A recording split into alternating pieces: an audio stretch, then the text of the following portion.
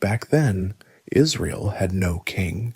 Everyone did what seemed right in their own eyes.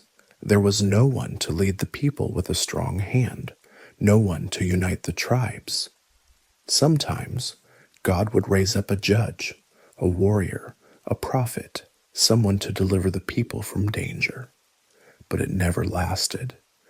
As soon as the danger passed, people went back to their old ways. The land was always under threat. The Philistines controlled the iron. The Ammonites raided the east. The Moabites taxed our cities. Families lived in fear. Fields were burned, homes taken, sons forced into battle. People were tired of living this way, scattered, afraid, leaderless. So they came to Samuel, the old prophet who had led them for years. He had always listened to God, judged fairly, and warned the people when they went astray. But now they said to him, "You're old. Your sons don't walk in your ways. We want a king over us, like all the other nations." Samuel was hurt. He told them, "God is your king." But the people wouldn't change their minds. They wanted someone they could see, a crown, a sword, a man to stand at the front in battle. God listened, and then he chose me, Saul. It started with a donkey. Actually, a few of them. My father's donkeys had gone missing, and he told me to take a servant and go look for them. That was it, just a simple errand. I wasn't expecting anything big. I was just doing what I was told. We walked through hill country, passed through town after town, asked people along the way, but there was no sign of them.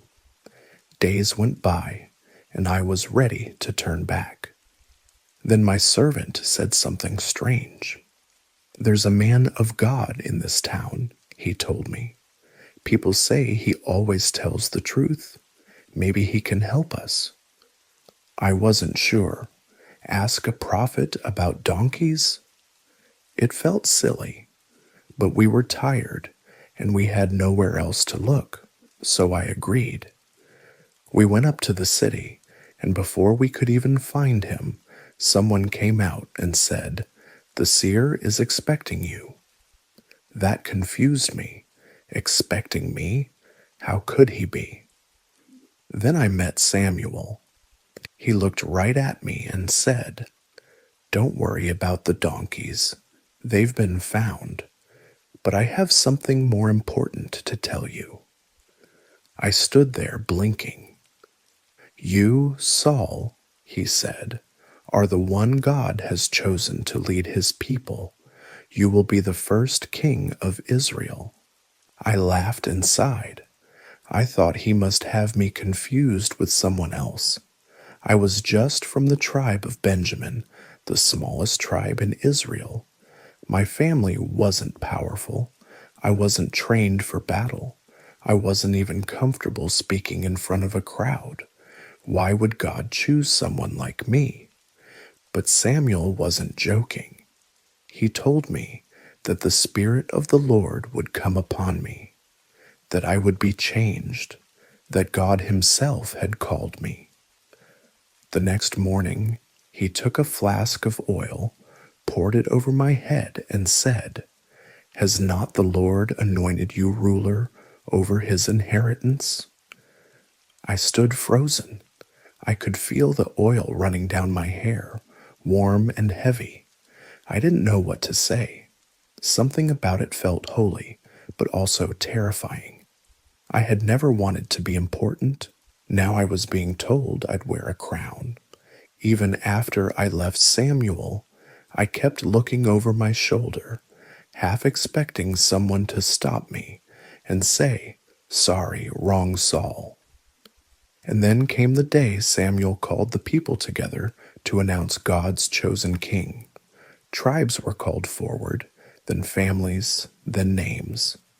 Slowly it narrowed down until my name was spoken. But I was nowhere to be found because I was hiding in the baggage. I knew what was coming, and I wasn't ready.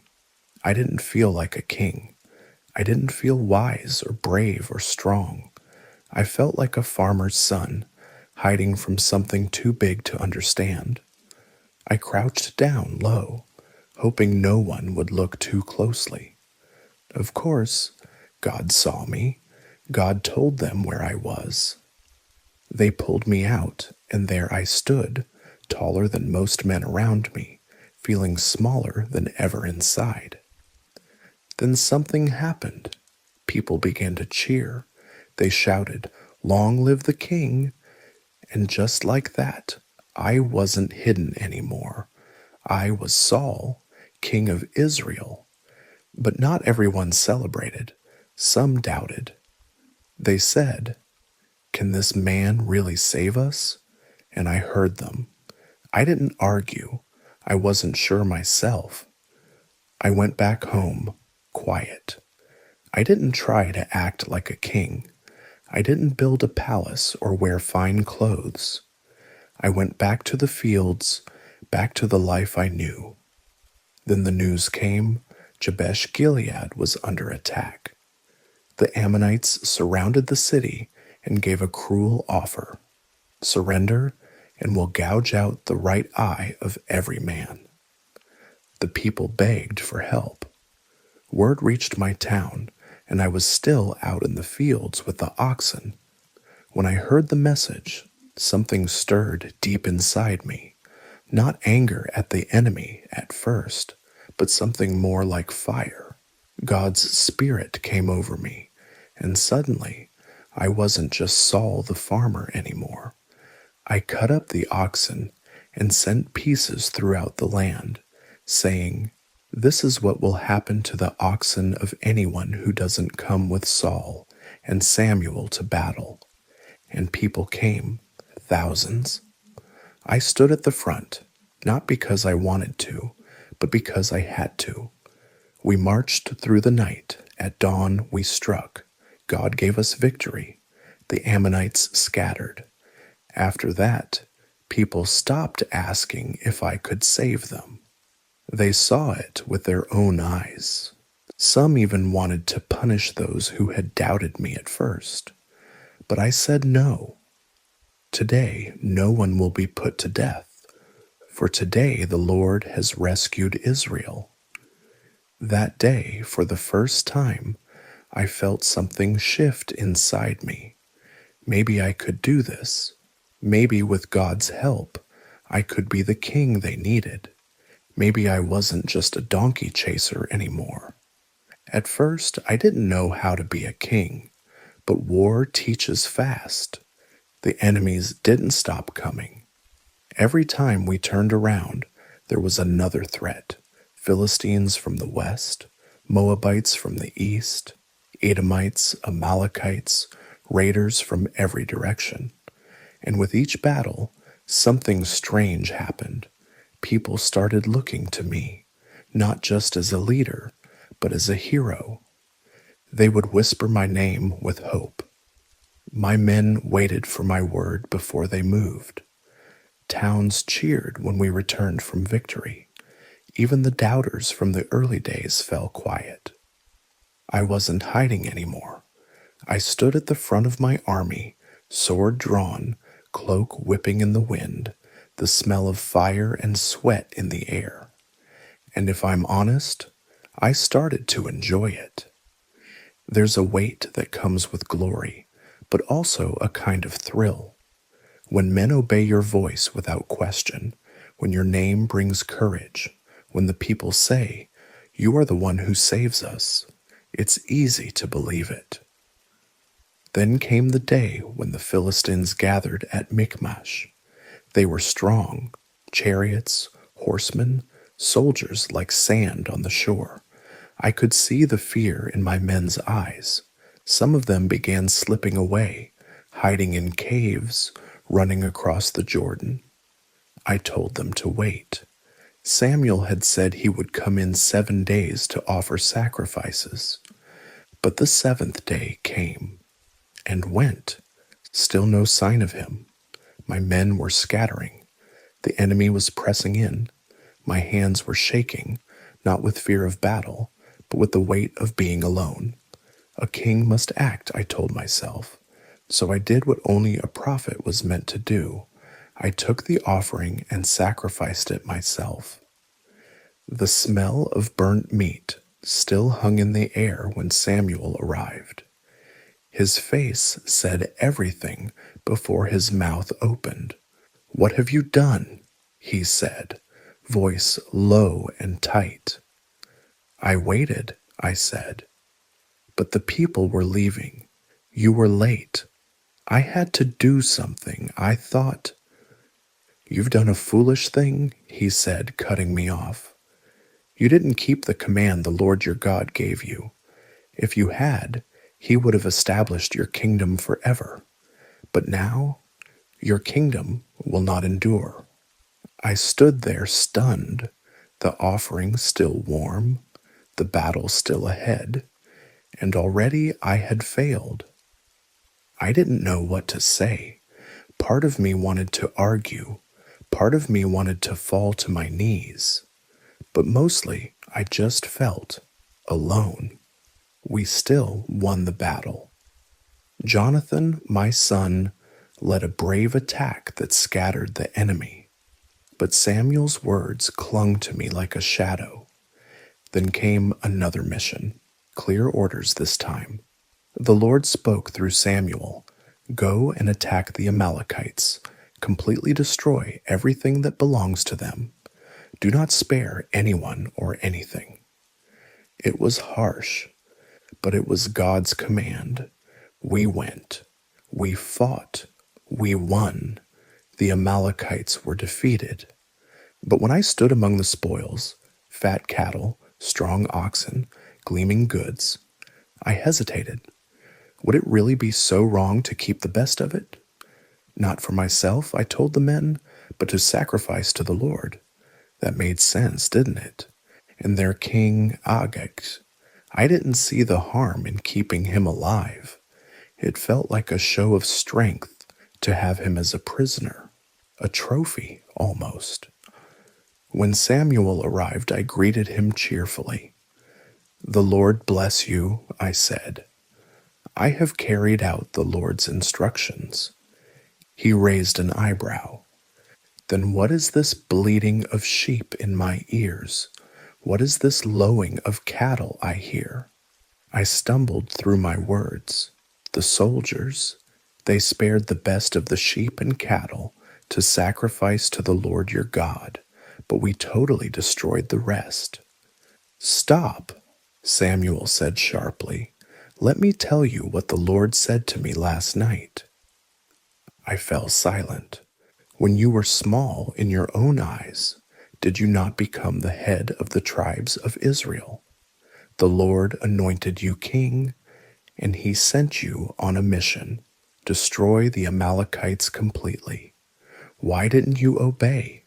Why did you pounce on the plunder?" "I did obey," I said quickly. "I went on the mission. I brought back Agag. But the soldiers took the best animals to sacrifice to the Lord." Samuel shook his head. "Does the Lord delight in burnt offerings as much as in obeying his voice? To obey is better than sacrifice. Rebellion is like the sin of witchcraft, arrogance like idolatry. Because you have rejected the word of the Lord, he has rejected you as king." His words struck deeper than any sword. I begged him, "I have sinned. Please forgive me. Come back with me so I can worship the Lord." "I will not go with you," he said. "You've rejected God's word. Now God has rejected you." He turned to leave, and I grabbed the edge of his robe. It tore in my hands. Samuel turned back slowly. "The Lord has torn the kingdom of Israel from you today and given it to someone better than you." That was the moment. Not when I offered the sacrifice, not when I spared Agag, But when I heard those words, that someone else had already been chosen, I was still wearing the crown, still surrounded by soldiers, still standing tall.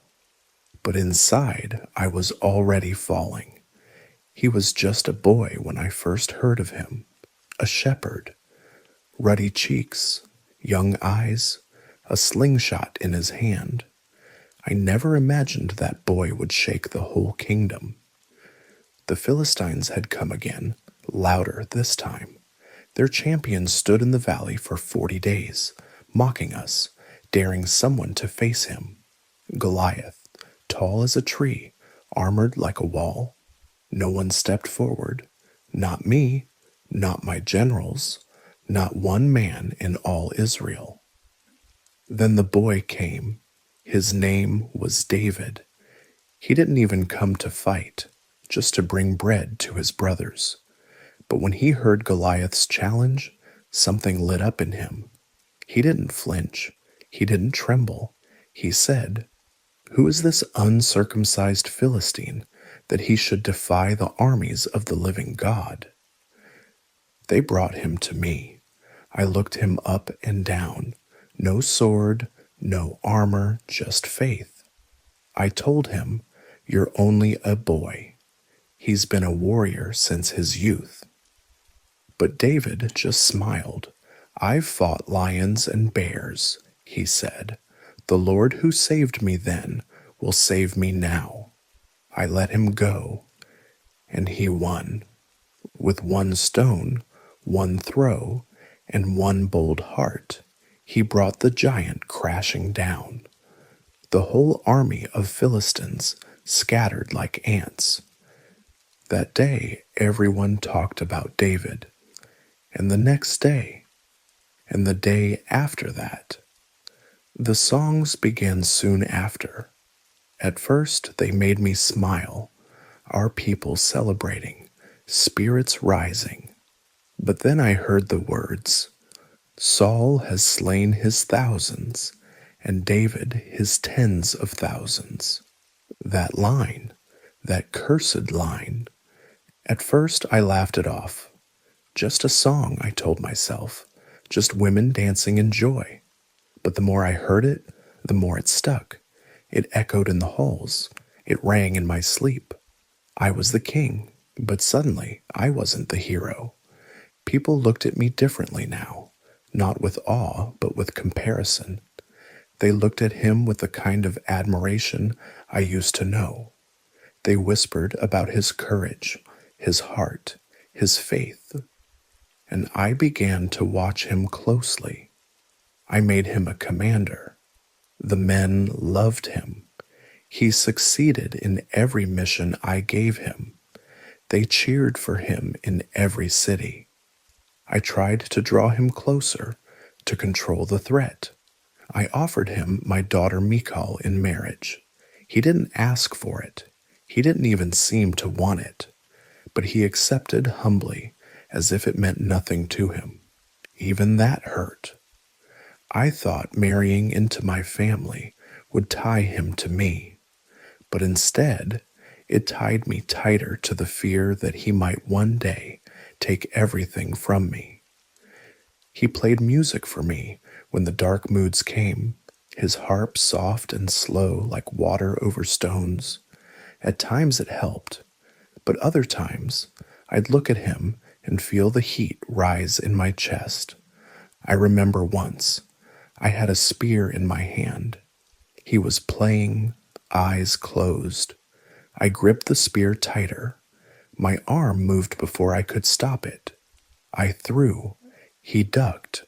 The spear sank into the wall. He fled. That wasn't the last time. The fear in me grew wild. It twisted into something I couldn't name. I began to believe he was plotting against me. Maybe he was, or maybe not. It didn't matter.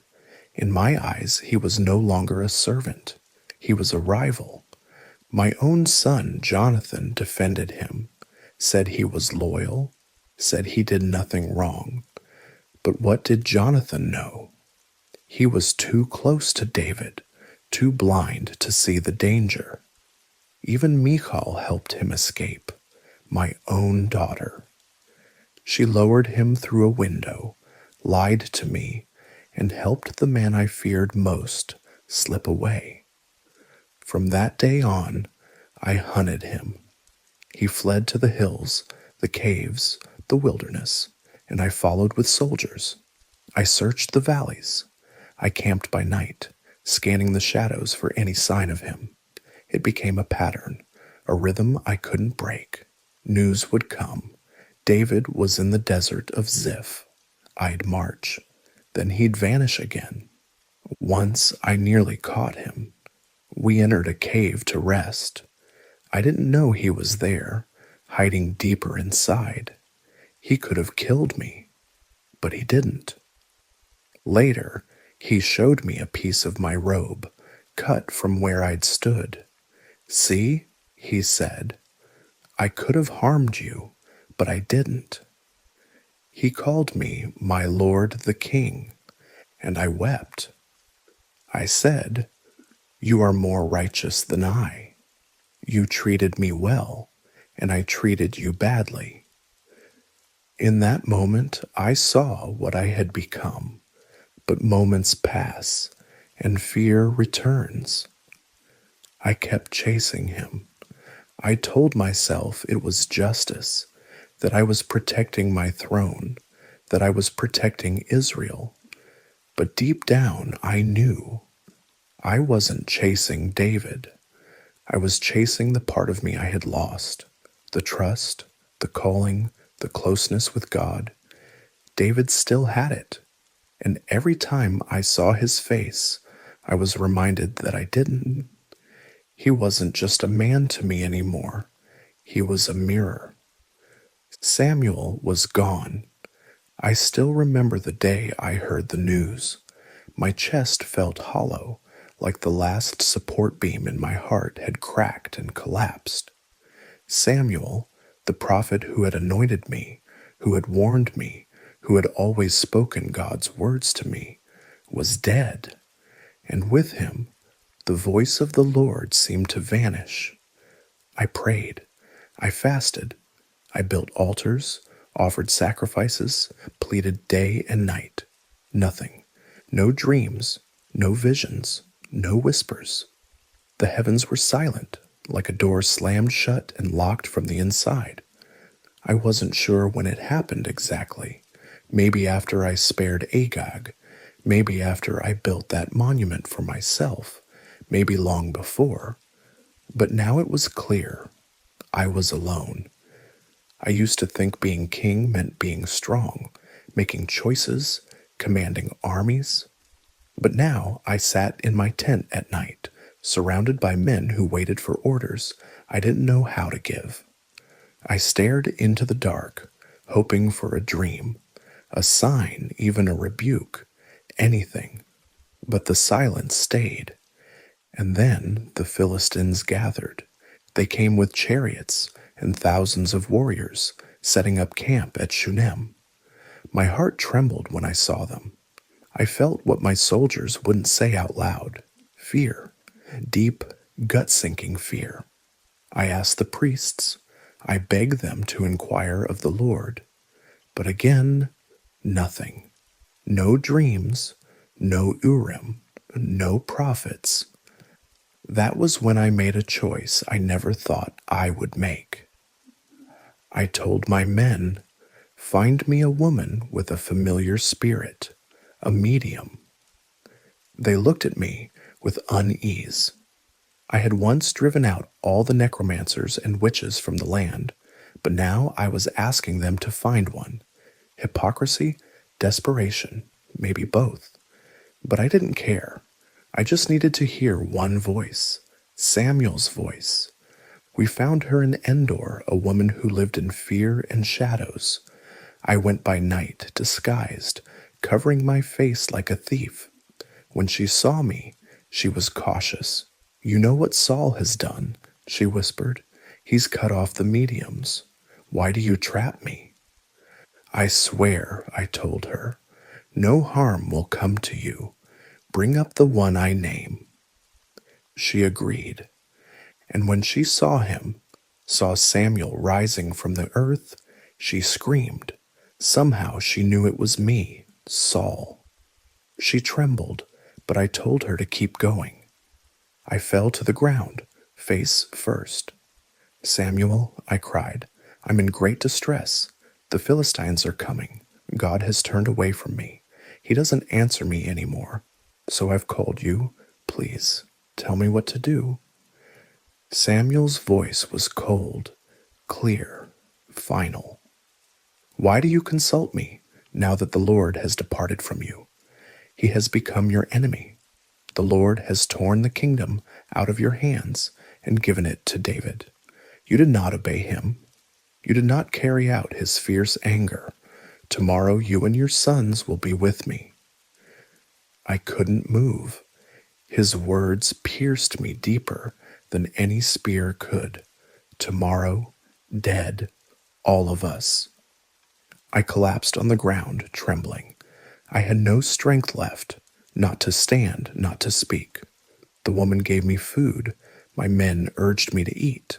I swallowed, but it tasted like dust. And then came morning. The sun rose over the camp at Gilboa. My armor was heavy on my shoulders, my sword dull in my grip. My sons stood with me. Jonathan, always brave, always loyal. He didn't speak much that morning. None of us did. The battle was chaos, screams, smoke, iron clashing on iron. The Philistines pressed in wave after wave. We tried to hold the line, but they were too many. My sons fell one by one. I saw it. Jonathan struck through the heart, collapsing without a sound. The others followed. I fought on until a sharp pain shot through my body. An arrow. I staggered back, blood soaked through my robes. I dropped to one knee, then to the ground. Around me the enemy was shouting, closing in. My armor-bearer ran to me, eyes wide. Draw your sword, I said. Finish me. Don't let them mock me. Don't let them torture me. He shook his head. He couldn't do it. So I took my sword. I fixed the blade into the ground, leaned over it, and let my weight fall. The pain was brief. The silence that followed, familiar. And so, that was the end of Saul, son of Kish. Not in glory, not in triumph, but alone, fallen on a hill, his kingdom slipping through his fingers like dust in the wind. The people once shouted, "Long live the king," but no one said goodbye.